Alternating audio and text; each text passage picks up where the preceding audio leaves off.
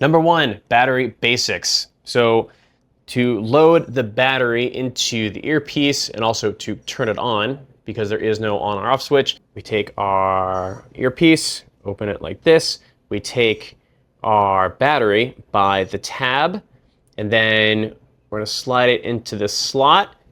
And the key is not to get any of our skin oils onto the top of the battery, because that's where the connection is going to be made in the earpiece. So we slide this guy over like that, and then we can pull the tab off. So the other thing to remember is that right here in the top of the battery, when the tab is taken off, air goes into that little pinhole, and that's actually what activates the battery. And once it's activated, there's no going back. If you cover it up, it's not gonna matter. The battery is gonna continue to discharge, and it's gonna keep on discharging until it's dead. And to fully activate this battery, it's recommended to wait about 2 minutes. So here on the clock, 2 minutes, bing, bang, boom, and we close the door, and then we are on. Number two, the earwax filter. If the person wearing this earpiece says, I can't hear anything, it sounds really low, and all your levels look good, it is probably the earwax. So this is the earwax filter on the front here, this green guy.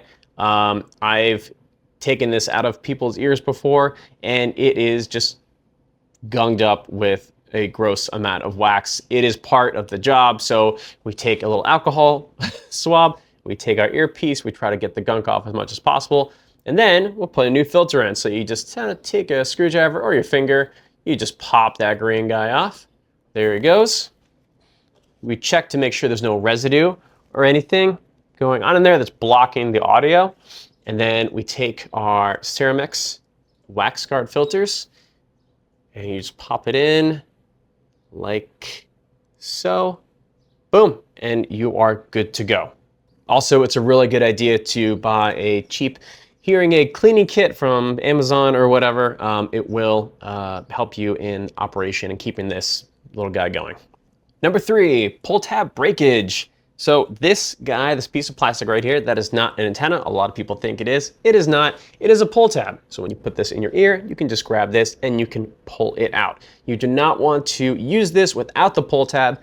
I have had this get stuck in Talent's ears when the pull tab breaks off. It can happen, and when it does, it is an interesting situation. But it is fixable once you get it out of their ear. You can just take that piece of plastic.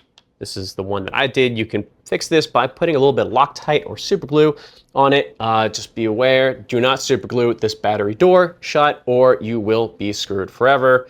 And it'd be a very, very interesting conversation to have with Phonak or whoever you're working with.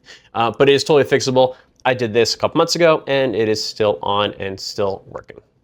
Number four, the Roger touchscreen mic.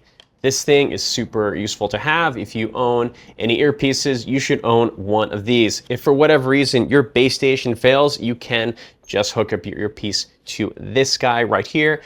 You can also name your earpieces through here. It's the only way that you can actually name your earpieces, and it's also the only way that you can adjust the volume on the actual earpiece. You can control the gain, you can control volume and everything from here, from your setup, but this is the only way to control the actual volume of the Roger earpiece. It's also rechargeable too with a little micro USB cable. You can also stick a 3.5 millimeter in there to run into your system, or you can also, I have some friends that are teachers that use this as their primary hearing aid for their hearing impaired kids.